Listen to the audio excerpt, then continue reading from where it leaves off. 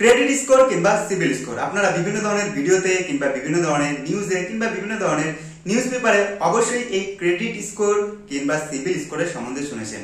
তো এই credit score কিংবা সিবিল স্কোর কি এবং এই ক্রেডিট স্কোর এবং এই সিবিল স্কোরের মাধ্যমে কি কি হয় এবং এই স্কোর কোথা থেকে আসে এবং এই স্কোর কতটা হলে ভালো এবং কতটা হলে খারাপ সমস্ত কিছু এই ভিডিওতে তুলে ধরবো। এবং এই ক্রেডিট স্কোরের মাধ্যমে আপনারা কি কি করতে পারবেন যদি সমস্ত কিছু জানতে চান তাহলে অবশ্যই এই ভিডিওটি পুরোপুরি দেখতে থাকুন। তো হাই, আপনাদের সঙ্গে পপুলার, আপনারা দেখছেন টেকনিক্যাল বাংলা পপুলার। চলুন ভিডিও শুরু করা যাক। ক্রেডিট স্কোর কিংবা সিবিল স্কোর যেটি একটি সাধারণভাবে স্কোর যেটি আপনার একটি নির্দিষ্ট ইন্ডিভিজুয়াল স্কোর হয়ে থাকে এবং এই স্কোরটি ব্যাংক কিংবা সিবিল স্কোর থেকে দেওয়া হয়ে থাকে। তো এই স্কোরটি কিভাবে তৈরি হয়? তো সাধারণভাবে এই ক্রেডিট স্কোর কিংবা সিবিল স্কোর সেটি 300 থেকে 900 নাম্বারের মধ্যে হয়ে থাকে এবং 300 থেকে 900 নাম্বারের মধ্যে এটি কাউন্ট করা হয়। যদি আপনার যদি সিবিল স্কোর 300 থেকে 500 এর মধ্যে থাকে তাহলে সেটি লো কোয়ালিটি সিবিল স্কোর এবং সেটি যদি 500 থেকে 600 এর মধ্যে থাকে সেটি অ্যাভারেজ এবং 600 থেকে যদি 700 এর মধ্যে থাকে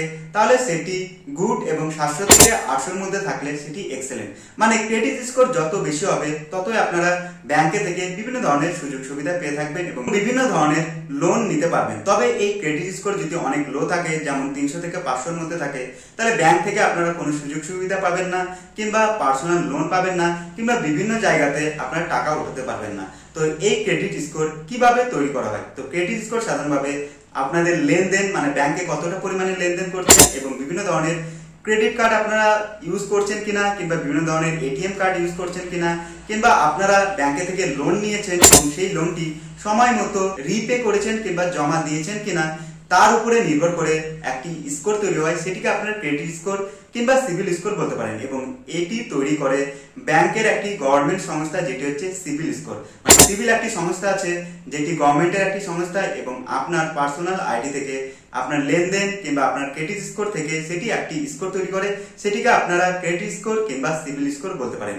এবং এই ক্রেডিট স্কোর আপনারা কিভাবে চেক করতে পারবেন? এটি সাধারণভাবে ব্যাংকের মাধ্যমে আপনারা চেক করতে পারবেন কিংবা সিবিল স্কোরের কিংবা সিবিলের যে নির্দিষ্ট একটি ওয়েবসাইট রয়েছে সেখানে যে আপনারা ওয়েবসাইটে গিয়ে আপনার আইডি দিয়ে সেখানে চেক করতে পারবেন। এছাড়াও আপনারা এই সময় দাঁড়িয়ে বিভিন্ন ধরনের থার্ড পার্টিসিপেল যে পে অ্যাপ্লিকেশন রয়েছে যেমন জিপে, ফোনপে, এছাড়াও বিভিন্ন ধরনের যে ইউপিআই পেগুলি রয়েছে সেই পেগুলির মাধ্যমেও আপনারা সিবিল স্কোর চেক করতে পারবেন।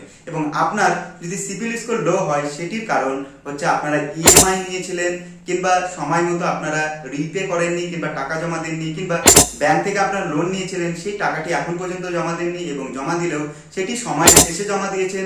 এছাড়াও বিভিন্ন ধরনের কারণ রয়েছে যে কারণের জন্য আপনাদের সিবিল স্কোর লো হতে পারে এবং লো হওয়ার মেন কারণ সময় মতো টাকা জমা না দেওয়া এবং বিভিন্ন ধরনের ক্রেডিট কার্ড ইউজ করা, বিভিন্ন ধরনের ডেবিট কার্ড ইউজ করা, এছাড়াও একসঙ্গে বিভিন্ন ধরনের ব্যাংকের অ্যাকাউন্ট খোলা যেটি একটি পার্সনের নামে। এগুলির কারণে আপনাদের সিবিল স্কোর খারাপ হতে পারে এবং সিবিল স্কোর যদি 300 থেকে 500 এর মধ্যে থাকে তাহলে সেই সিবিল স্কোরটি অনেক পোর কিংবা অনেক লো কোয়ালিটি এবং এই সিবিল স্কোরের মাধ্যমে আপনারা ব্যাংকে যে কোনো লোন পাবেন না কিংবা পার্সোনাল লোন কিংবা ক্রেডিট কার্ড, এছাড়াও বিভিন্ন ধরনের যে কার্ড হয়ে থাকে, মানে ব্যাংকে থেকে যে সুযোগ সুবিধাগুলি হয়ে থাকে সেগুলি আপনারা পাবেন না। তবে এই ক্রেডিট স্কোর কিংবা সিবিল স্কোর আপনারা কিভাবে ইনক্রিজ করবেন? তো এটি ইনক্রিজ করতে হলে আপনারা ক্রেডিট কার্ড খুব কম পরিমাণে ইউজ করবেন, ডেবিট কার্ড খুব কম পরিমাণে, এছাড়াও বিভিন্ন ধরনের যে পে অ্যাপ্লিকেশন রয়েছে সেই পে অ্যাপ্লিকেশনগুলি কম ইউজ করবেন এবং যতটা পরিমাণে পারবেন আপনার অ্যাকাউন্টে টাকা যেন বেশি পরিমাণে থাকে, মানে লো পরিমাণ যে ব্যালেন্স থাকবে তার থেকে যেন একটু বেশি থাকে এবং ট্রানজাকশন একটু কম করবেন এবং তার সঙ্গে বিভিন্ন ধরনের যে অনলাইন শপিং হয়ে থাকে এবং বিভিন্ন ধরনের যে কার্যকলাপ হয়ে থাকে সেগুলি যদি আপনারা প্রতিনিয়ত করতে থাকেন তাহলে আপনাদের সিবিল স্কোর লো হতে থাকবে।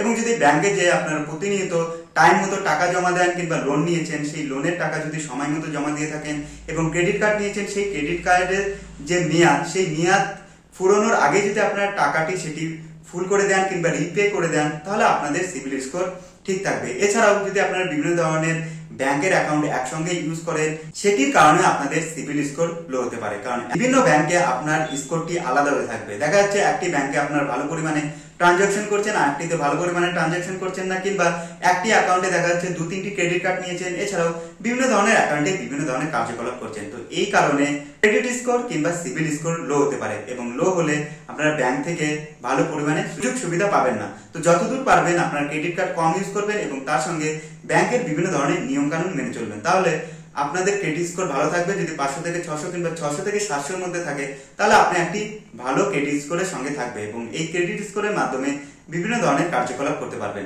তো আজ ছিল এই ভিডিও ক্রেডিট স্কোর কি এবং ক্রেডিট স্কোর কোথা থেকে আসে এবং কিভাবে আপনি একটি ক্রেডিট স্কোর পেয়ে থাকেন। তো ভিডিও থেকে ভালো লাগলে ভিডিওকে লাইক করুন, তার পাশাপাশি আমার চ্যানেলকে সাবস্ক্রাইব করুন। চলুন দেখা হচ্ছে পরের ভিডিওতে।